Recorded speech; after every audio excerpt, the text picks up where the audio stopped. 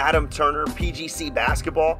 Game 2 of the Warriors-Clippers series gave us the largest comeback in the history of the NBA playoffs as the Clippers stormed back from 31 points down with just over 7 minutes left in the third quarter to beat Golden State in Game 2 and tie the series up at 1 apiece. Today, we want you to come think the game with us as we break down the anatomy of a comeback, what it takes to come back from that large of a deficit that late in the game, and then maybe even more importantly, what are the things you have to do as a leading team to blow that large of a lead late in the game.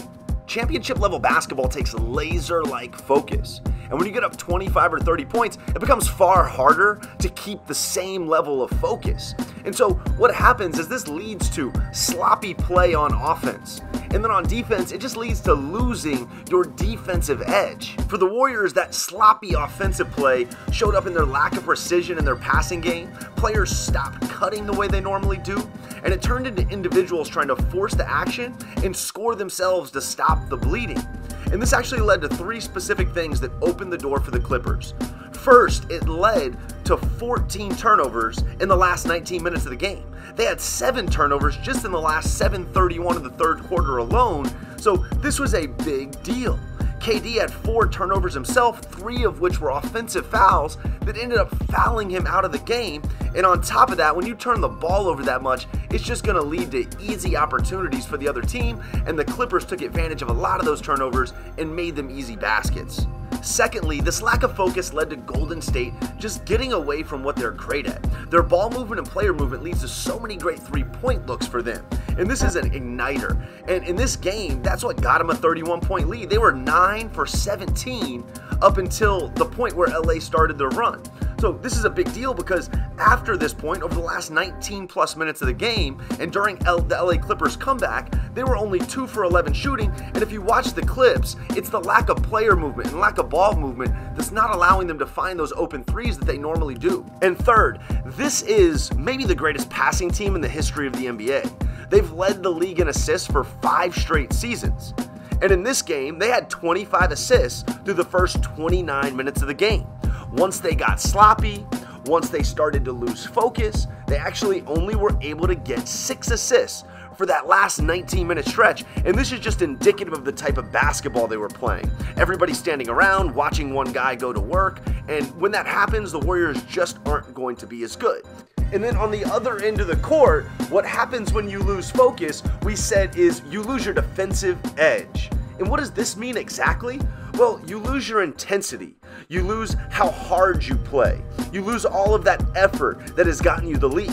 You also will lose your positioning. You're going to find yourself out of position just because you aren't locked in. And then lastly, if you're not focused, you're just not going to communicate at the same level. And at the NBA level, communication is absolutely key to being able to do what you do defensively at the highest level possible.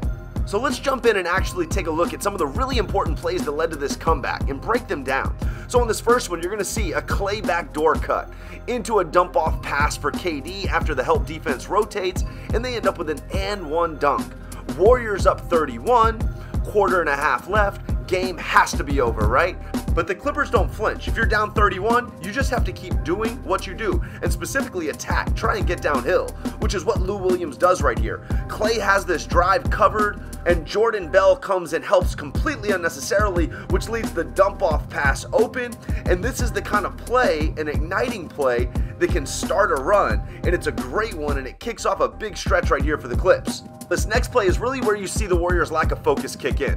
Draymond blocks a Lou Williams 3, but on the offensive rebound, there's only 2 players in the paint. KD's at the top of the key, assuming that the rebound's going to be had, and Clay is somewhere in the backcourt, not even in the screen.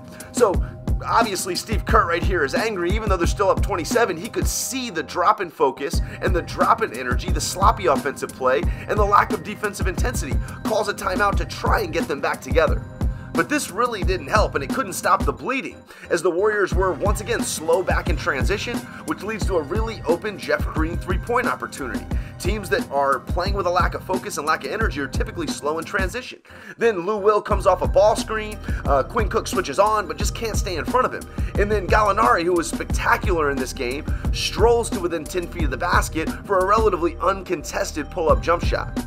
when coming from 30 points down, you have to remember there is no such thing as a 10-point shot. You have to have a chip away mindset. And so even though these baskets are only cutting the game to 24 and 22, that's where it starts. And the Clippers just do a great job of hunting easy twos and open threes. But you are going to have to make some shots. And so Lou Will catches off an OB right here, feels like the defense is giving him a little bit too much room, and just knocks down a little fadeaway three-point shot. All of a sudden, the game is inside 20 points, plenty of time left, and you are feeling good if you're LA. Now the Warriors are getting maybe a little bit nervous, and you can see a lack of effort and lack of focus getting back in transition D leads to an and one layup right there by Lou Will, and this is the big one. Into the quarter, Steph Curry with a pretty brutal turnover, which leads to a run-out layup at the buzzer, and now all of a sudden a 31-point lead is 14 going into the fourth, and the game is totally in reach. After the end of the third quarter, the first defensive possession is a statement possession for the Warriors, and they need a stop. But Andre Iguodala commits a cardinal sin when guarding a shooter. He gets detached. There is space. He leaves space for Shamet, and now as Shamet comes off that screen, it's just too much space for Iguodala to recover, and he ends up with an open three. And the Warriors find themselves only up 11. For the next 5 minutes, the two teams trade baskets, and the lead's still at 11 points with just under 7 minutes left. On this defensive possession by the Clippers, they do an unbelievable job of denying KD, denying Clay, and denying Steph the ball. And so all Bogut can do is throw it to Draymond, who's a relative non-shooter, and Draymond's only option is to give it back to Bogut in the middle of the paint for a pretty average look. So now the Clippers have a chance to cut it inside single digits for the first time in a long time, and Draymond Green absolutely falls asleep right here, leaves Gallinari wide open in the corner, and bang, he hits it. They're down 8.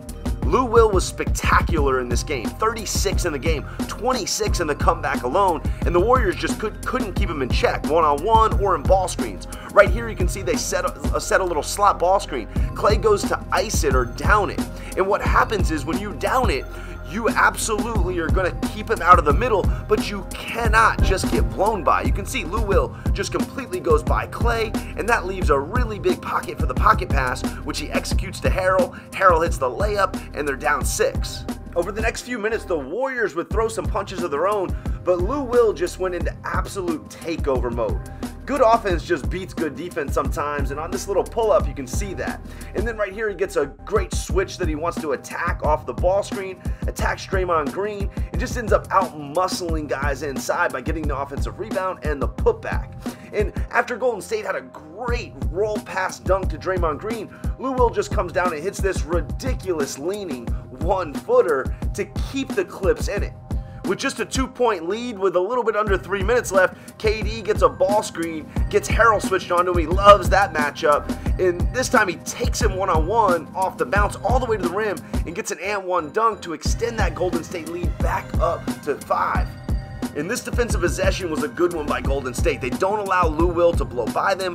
KD gets a piece of the shot. They come up with a loose ball, and now they're going the other way with numbers off the scramble. And this is a pivotal moment with a chance to put his team up 7 or 8, most likely icing the game. Montrezl Harrell takes a monster charge on KD, and instead, the Clippers are going the other way, still down 5. On the next Clippers possession, it's another ball screen that gets downed. This time, Shai Gilgeous-Alexander attacks the down defense. Harrell slips to the basket, and he's able to find him for another easy basket off ball screen coverage. So with the game tight, KD takes the ball, and he is a closer, and he's hit this shot many times, but I think I'd rather see the Warriors go into something with some motion and get back to what they do, their identity. KD misses this pull-up 3, and now it's Clippers ball coming back the other way.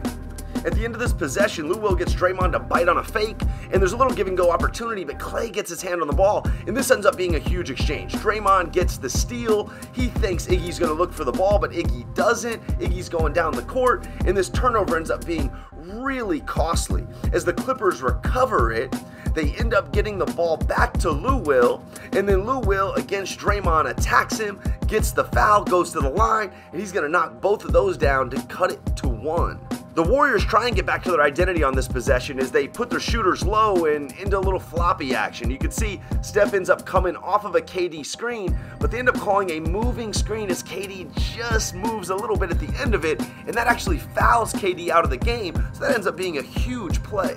On the ensuing LA possession, it's just Lou Will doing what Lou Will does. He comes off a ball screen, he snakes it into a step back jump shot with a hand in his face, and that's a tough one, and we got a tie ball game, folks. But with ice in his veins, Steph Curry comes back the other way, and he's got the answer. Comes off the handoff and just hits a cold-blooded swish.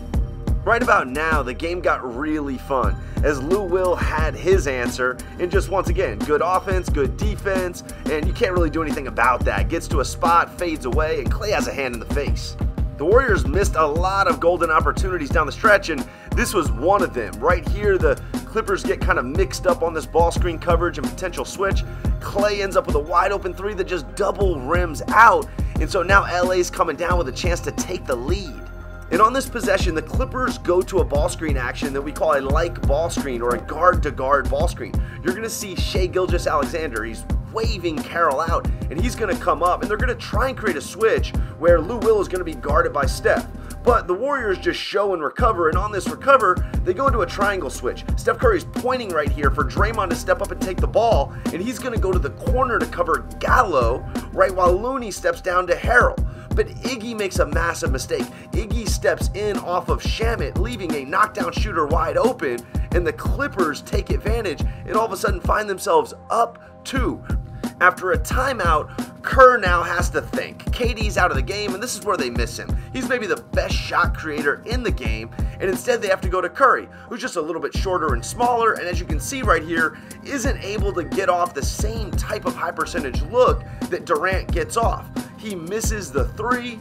The Clippers come up with a scramble rebound. Harrell gets fouled, and he's going to go to the free throw line, knock them both down, and the rest of the game just becomes semantics. So this fourth quarter was really dramatic, and there were a lot of big plays made on both sides, but you got to remember, when you're 31 points down halfway through the third, what you do at the end of the third probably matters more than anything else. And all you can do down 30 is control 2 things. 1, your defensive effort and activity, which the Clippers did. And 2, have a chip away mindset. Remember, no one shot is going to get you back in the game. And on the other side of this, if you're ever up 25 or 30 points, remember, the only way you're going to blow that lead is if you lose focus. If your offense gets sloppy, your defense loses its intensity and effort, and this is what happened to Golden State in this game. They just turned off the switch, thought they had the game won, and at the highest level, at a championship level, you can never turn it off. If you enjoyed this video and you want to watch more like it, be sure to subscribe to our channel by clicking on the button on the screen now. You can also check out our full national championship game breakdown from last week, where we broke down UVA's dramatic win. And also, if you're interested in learning how to think the game at a higher level, and you want to be a player who can maintain leads or come back from big deficits, be sure to join us this summer at any of our Point Guard College sessions.